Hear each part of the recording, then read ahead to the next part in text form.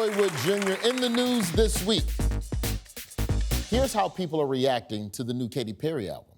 Well, one, I don't listen to it. Okay. Please join me in welcoming our team captains, Amber Ruffin and Micahel Ian Black. On Amber's team tonight, he's an actor, writer, comedian, and a host of the podcast that I've been on, 3 Questions with Andy Richter. And if he asks me a 4th question, I get a free sandwich. It's Andy Richter. Thank you. Hello, thank you very much. And this lovely person joining Michael, she's a Republican strategist and a co-host on The View. And fun fact, she was the only one who clapped when Jeb Bush said, please clap. Please welcome Ana Navoarro. Now, as we always do, the biggest stories of the week. Amber and Andy, I'm going to show you a clip package referencing major news stories. You need to watch these clips and you tell me what's the story. Here we go. Okay. That is, I think, New York City. Oh, okay. That's a a speechifying. lectern. These are 2 hands. Those are 2 white hands. They're in love. And this is the end of that movie. A spinning top. Okay. It's got to be the debate. This is the vice presidential debate. It was a dream. Final answer. Points for you all. Oh, good. The story is, on Tuesday night, CBS hosted this election's first and only vice presidential debate between Tim Walz and J.D. Vance. Who can tell me what was the media's biggest concern going into the debate? It was probably that anyone would care. Let's hear the answer to that question from the spin room. Also from the spin room, a very tight spin room, so everybody's right next to each other in there, Garrett. It really doesn't even qualify as a spin room. It's a spin corridor. Spin room, spin closet, whatever you want to call it. I call it a spin broom closet or a spin safe room. It is rather cramped in here. That is what America cares about. How big is the spin room at the vice presidential debate? Does it matter if you don't have a big spin room? It's not the size of the spin room. It's how you spin it. Right. It also was very cold that night. That's you. The spin room had just been swimming. The big takeaway was that both debaters were well-behaved, except for that one tense moment when the moderators fact-checked J.D. Vance. Can you tell me what statement J.D. Vance made that needed to be corrected? It was about the illegality of the Haitians in Springfield. That's true. Yeah, correct. Oh, my God, you do one. Yay! Yeah. The moderators corrected Vance on his immigration facts. Just to clarify for our viewers, Springfield, Ohio does have a large number of Haitian migrants who have legal status. Margaret, the rules were that you guys weren't going to fact check. I think it's important to say what's actually going on. I'm lying. Vance had a lot to say on Tuesday, but he was criticized for one thing he didn't say. Donald Trump lost the election. Vance would not acknowledge that Trump lost the 2020 election. Take a look. Did he lose the 2020 election? Tim, I'm focused on the future. Did Kamala Harris censor Americans from speaking their mind in the wake of the 2020 COVID situation? That is a damning non-answer. You know how mad a white man got to be to... He looked like a little pink-faced Cabbage Patch Kid. It's so cute. Vance's biggest praise of the week didn't come from Trump. Does anyone know how Georgia Congressman Mike Collins pumped up his preferred candidate? He posted a picture of J.D. Vance. Amber, what's your guess? That. Congressman Collins posted an edited photo of Vance the morning after the debate. Now, if anyone doesn't remember what J.D. Vance looks like on a regular day, it's that. And here's what Collins posted. Now, let's go side by side. Let's see if you can see the difference. See if you can see. Wow. Wow. J.D. Hemsworth. That boy went from an Ohio 6 to a New York 7 immediately. Vance saw that and was like, Siri, play TLC's Unpretty. So the story is... Who do you think got that joke? Who could that joke have possibly been for? It's you, it's me, end of list. That's it. No one knows what was happening in the video for Unpretty, except you and me and that one lady. That's it. That's it. By the way, I'm fact-checking Amber. She is correct. The debate might not have had a clear winner, but everyone... But what happened in the video for TLC? So, in the video for Unpretty by TLC, it's them singing about how no one feels beautiful by today's standards. So it's people getting fake hair, a girl gets fake boobs and the boobs get taken out, a girl feels fat, a girl feels too skinny. It's a beautiful message. You can love your hair if it don't grow. You can fix your nose if he says so. You can buy all the makeup a man can make, but if you can't look inside you, find out who am I to be in a position to make me feel so damn unpretty. Okay, they know it. Wow. Well, it's not every day that I'm made to feel white. The story is the debate may not have had a clear winner, but everybody in the spin zone definitely is a loser. And no judgment. No judgment, but Georgia Congressman Mike Collins needs to triple check that he's using incognito mode. All right, Michael and Anna, watch the clip. You all tell me what's the story. Okay, we got a jockey. This is a guy tying a tie, and that's tarot cards. None of this makes sense to me. Wait, neck and neck race with 32 days to go. Damn, I'm good.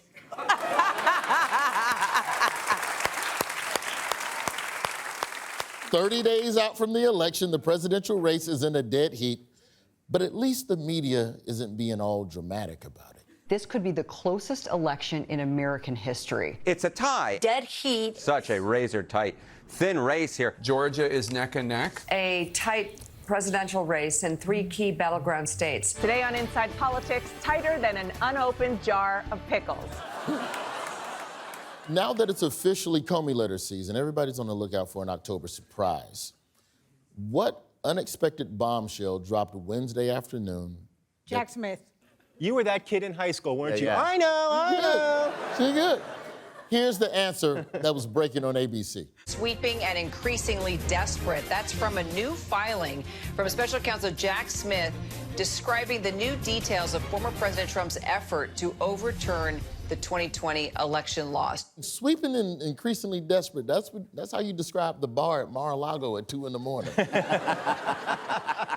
You know, I feel like we had a June surprise, a July surprise, a August surprise, a September. I'm surprised out. But, I mean, so what's the problem? He tried to overturn an election?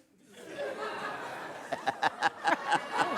not that big of a deal. I want a president who's going to fight. That's what I want. Yeah.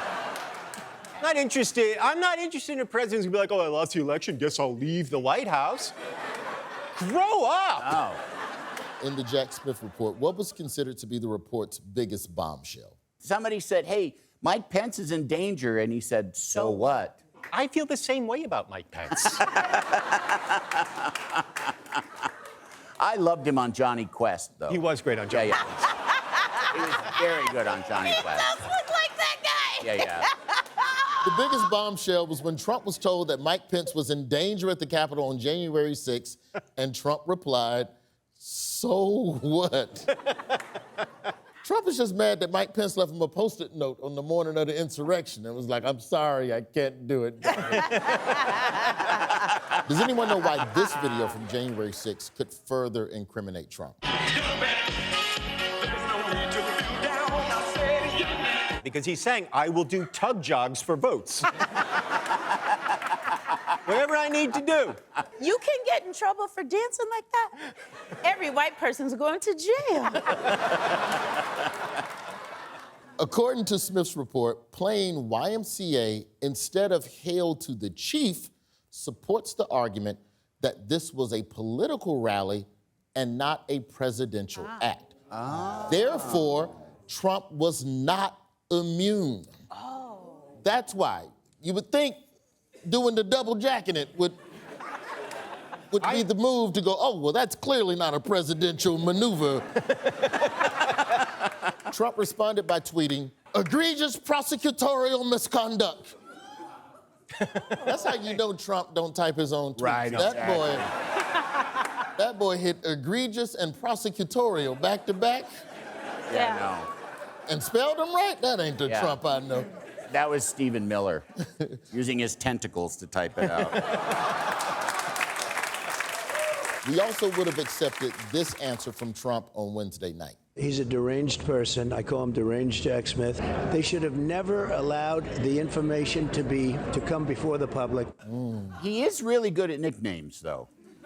Yeah. Deranged Jack Smith, wow. It just rolls right off the tongue. Is that not an effective defense strategy? I don't want to get all, law and order on you up here, but the old I did nothing wrong, therefore that evidence should not have been made public defense? The old Shaggy, it wasn't me defense. That's right. Wait, is this a Scooby-Doo reference, or is this Shaggy the singer? Oh my God, don't Or make Shaggy me the go singer? over there. At least I know there's a Shaggy this. Don't yell at me. You really think Shaggy from Scooby-Doo is on the level of Shaggy from Wasn't Me, Shaggy? There's only one Shaggy. I don't know who you're talking about right yes, now. you do. Oh, we were doing so well. I don't think we were. I don't think we were doing so well. Which Shaggy do you respect? Scoop! That's my Shaggy! That's America's Shaggy! He was until the blacker Shaggy came. Right. The Shaggy from Scooby-Doo. Yes, which Shaggy did you think I was talking?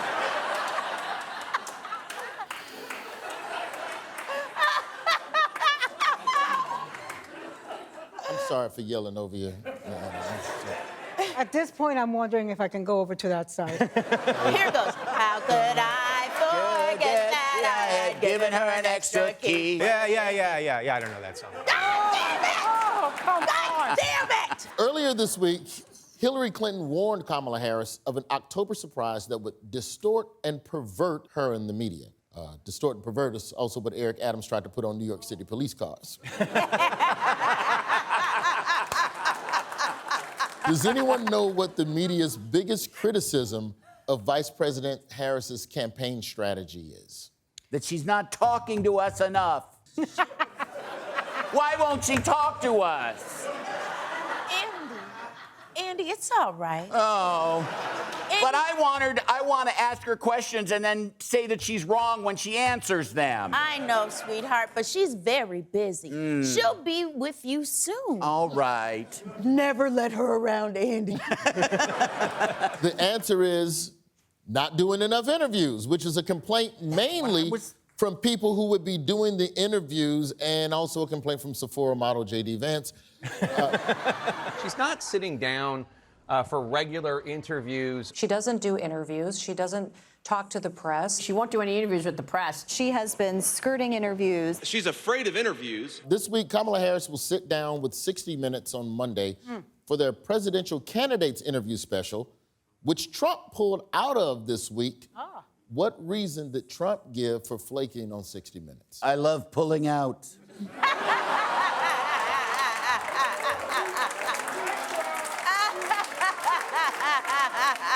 Fish gotta swim. Former President Trump backed out of the previously set 60 Minutes appearance because he didn't want to be fact-checked. It is inconvenient. As a liar, it is inconvenient. If we could just for a second, Michael, Amber, myself, we could just let President Trump know, you're more than welcome to come on Have I Got News for You, President Trump. We don't fact-check here. We don't care, man. We just... And by the way, he's more than welcome to come to The View, because I know what my first question would be. What is it like to be a racist? I felt like you were looking directly at me when you asked that question. Because I don't know Shaggy. And suddenly, I'm walking around with a white pointed hood on my head. The story is the presidential race is tied heading to the last leg of the campaign, so I guess we'll find out after the election if America's renewed for another season. Pundits are on the lookout for an October surprise, which, if you ask me, kind of ruins the surprise. This is Lie Curious. The rules are simple. I give you 3 facts about a public figure, but only one is true. You have to guess which is the truth and which just seems like it could be the truth. Let's get into the first person. Here are 3 facts about Kid Rock. Oh, I'm pronouncing it wrong. I believe it's pronounced Kid Rock. Our facts are, he was once fired from an Orange Julius. Oh, my God. Plausible. His house is a replica of the White House. No. He read his last book in 1995. Which one is the truth, Pam? I want to say his house is a replica of the White House because he once got fired from an Orange Julius. Feels too true. Yeah. That's too true. Last read a book in 1995. That's hilarious. That has to be your writers. Well, so I'm thinking, since he supports Donald Trump and if his house is a replica of the White House, can't he just invite Donald Trump to live there? And we can solve all our problems? And just tell Trump he's the president? When he's at Kid Rock's house for 4 years. The answer, Kid Rock's house is a replica of the White House. Wow. The 27,000 square foot home in Nashville, this mansion has a bowling alley and a hot tub that fits 20 people. Oh, no. That is too many people. I think Trump is going to like that one better than the real White House. Oh. Now, for bonus points, does anyone know what detail of the mansion was most impressive to Tucker Carlson when Kid Rock gave him a personal tour? The amount of syphilis. 20 people in a hot tub. Y'all all ain't coming out healthy. Here's Tucker Carlson with the answer. He's put a great deal of thought and energy into all the details, very much including the bathroom. You know how hard it is to find gold toilets? No, gold toilet's easy. Gold urinal? That's impressive. Every man in America is like, oh, I wish I had a urinal in my house. I like that Kid Rock has a urinal. He just struck me as somebody who would just piss in the sink. He probably still does, because you can't tell him what to do. Yeah, you gotta keep it real. Time for 3 facts about Marjorie Taylor Greene. Oh, good. There aren't 3 facts about Marjorie Taylor Greene. She was banned from all Baskin-Robbins. She appeared in a rap video.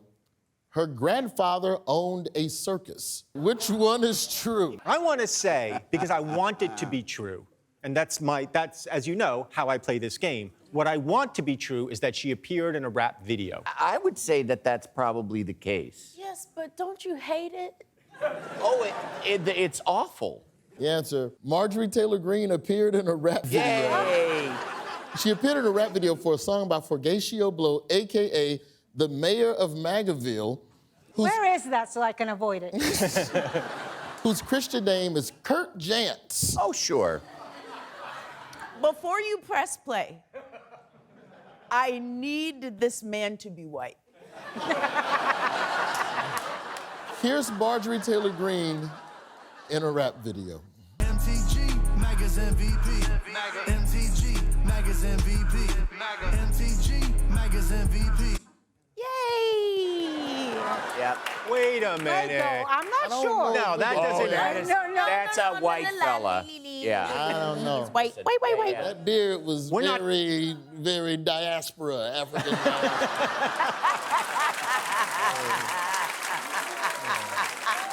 Time now for 3 facts about CNN's own Anderson Cooper. Oh. He qualified for the Olympics in fencing. Oh. Has never been inside a 7-Eleven. Didn't have a waffle until he was 44. Which one is the truth? As tight as he keeps it, he ain't never had a waffle. Yeah, I'm saying. When he was 44, he took one bite and put it down. That man has never seen a carb.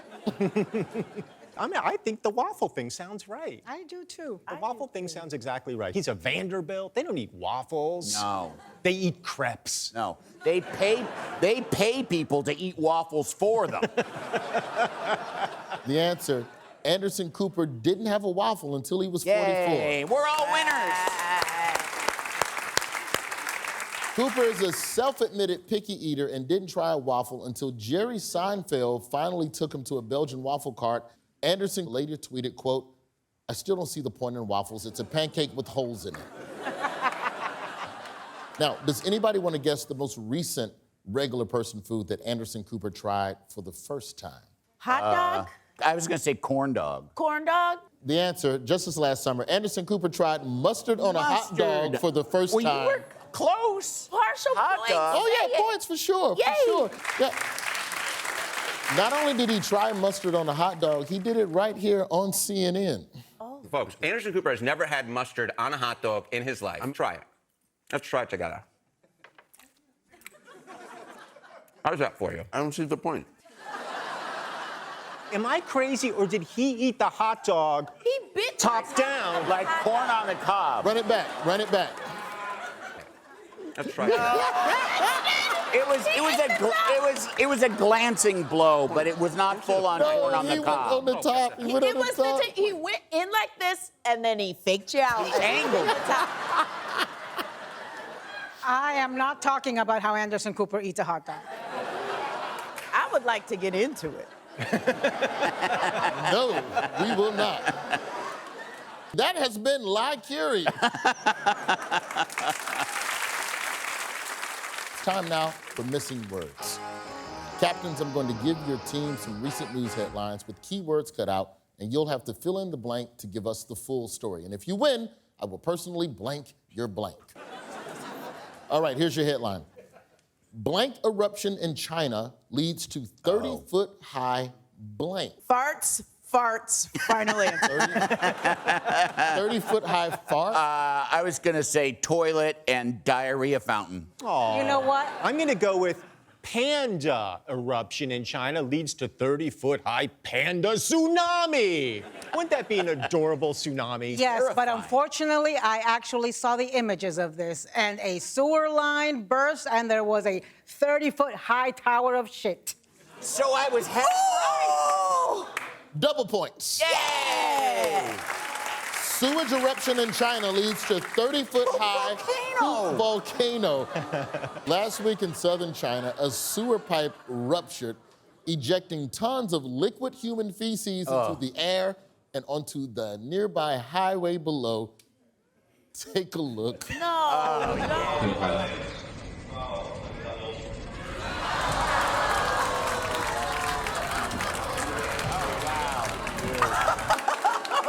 Wow. That is the world's worst gender reveal.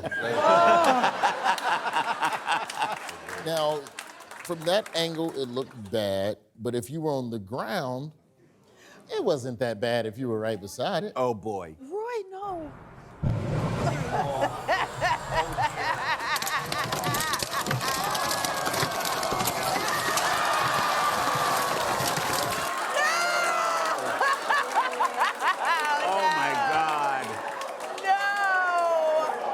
To be fair, he was driving in the carpool lane. Sell the car. Sell the car. Roy. Just drive it right to a car lot. Give me what you'll give me. Did you say carpool lane? Did you say carpool lane? Yeah, in the carpool lane. I'm literally about to throw up. So can we go back to Anderson and the hot dogs? Here's your next headline. Couple unexpectedly blank in brewery parking lot. Unexpectedly. Give birth? That was going to be my guess. Give birth, right? Yeah. Couple unexpectedly welcomes third child in brewery parking lot. Double points. Kyle and Aaron Baker were on their way to the hospital when things started moving very quickly, so they pulled into the parking lot of the One Well Brewery and delivered their baby right there. Ah, yes. Nowhere in the headline does it say she gave birth. They could have just found a third child and been like, hey, come with us. Right. Some kid wandering around a brewery parking lot. Hey, come with us. Those brewery orphans. They're... Either way, have I got news for you? Would like to welcome Michelob Ultra. That's missing words. I meant to keep score, but I totally blanked. It's time now for Offendometer. We will give you an offender, and our teams have to tell us who they are and who they offended. First offender. Who is that? You tell me. That's your job. Is that the dude who we didn't know who tweeted out the AI thing? Oh, I was going to guess the mayor of Magaville, that rapper. Let's try this picture instead. I know who this is. Let's try the other picture. Yep. Oh, it's Michael Jackson. Any guesses? Well, that dude, who's now a politician in some capacity, he dressed up as Michael Jackson and put on the bronzer, and now he's being taken to town for doing quote-unquote blackface. You already said it, but I was going to say his name begins with Republican. That is Republican New York Congressman currently running for re-election, Mike Lawler. This is an easy one. Does anyone know who he offended? Amber, I'll start with you. He offended us and our ancestors? Final answer? Also, like, if you're gonna be Michael Jackson, you don't need the bronze. How you gonna throw on a wig? Yeah, What do you do? The bronzer and no wig? Yeah. Well, Just now that's Eddie powder. Murphy. What are we doing? Mike Lawler offended black people, Michael Jackson fans, and anybody with eyes. Turns out Lawler is known around Washington as a huge Michael Jackson fan. Does anyone know what he did in 2005 to show his support for the King of Pop? Showed up outside a courthouse when Michael Jackson was being tried for something. When he was a high school senior, Mike Lawler flew from New York to California to attend Michael Jackson's criminal trial. I can't believe I'm saying this, but Michael Jackson might not have been the weirdest person at the Michael Jackson trial. Before we move on, does anybody know what Mike Lawler's go-to Michael Jackson move is? The crotch grab? There's moonwalk. Crotch grab. Crotch grab? Yeah. And then there's the head on fire. Wait, did you just say the head on fire? Yeah. I did. Turns out Mike Lawler can moonwalk, as seen in this video. I have this victory dance I've been working on. It's almost perfected. So it's like. I have never seen someone moonwalk so flavorlessly. How can you only be moving from the knees down while you moonwalk? That's like the river dance version It was like, of moonwalking. I'm not saying he's getting invited to a BET Hip Hop Award show, but as far as dress shoes on carpet, it's pretty good. Incredible. All right, our next offender. Oh, that's Rob Schneider. That's the hot chick himself, Rob Schneider. Does anyone know who Rob Schneider is? Yes. Dikembe Mutombo died. Oh, yes. And he made an allusion to the idea that maybe Dikembe Mutombo had died from being vaxxed. Got the jab. Yes. Yeah, he did. no. He did. Oh, dude. Mutombo died earlier this week at the age of 58 from brain cancer. So Schneider thought it would be the perfect time to repost a 2021 video of Mutombo promoting the COVID vaccine, adding, quote, "Rest in peace. I'm sure this is just another coincidence, but I took a pass on the jab, and I'm gonna not let anyone I know and who will listen get it either." If Rob Schneider wants people to avoid vaccines, he should just release a movie called Vaccines. I have no idea who Rob Schneider is. You didn't see Deuce Bigelow, Male Gigolo? No. You didn't see Deuce Bigelow too? Yeah. Bonus question. Does anyone know what phrase Dikembe Mutombo used to yell in his Georgetown college ball days whenever he walked in the club? Who wants to sex Mutombo? Here's his former Georgetown teammate, Alonzo Mourning, being asked about the story on ESPN. There's this story of Dikembe back in the glory days of walking into a nightclub. Who wants to sex Mutombo? Who wants to sex Mutombo? You've heard it. You've heard it, haven't you? Is the story true? We need to know if the story is true. You've heard it before. When a black man does this is yes. I want to thank our guests, Ana Navarro, Andy Richter, and of course our team captains, Amber Ruffin and Micahel Ian Black. Great job. I'm Roy Wood Jr., and I'll see you next week for another episode of Have I Got News for You?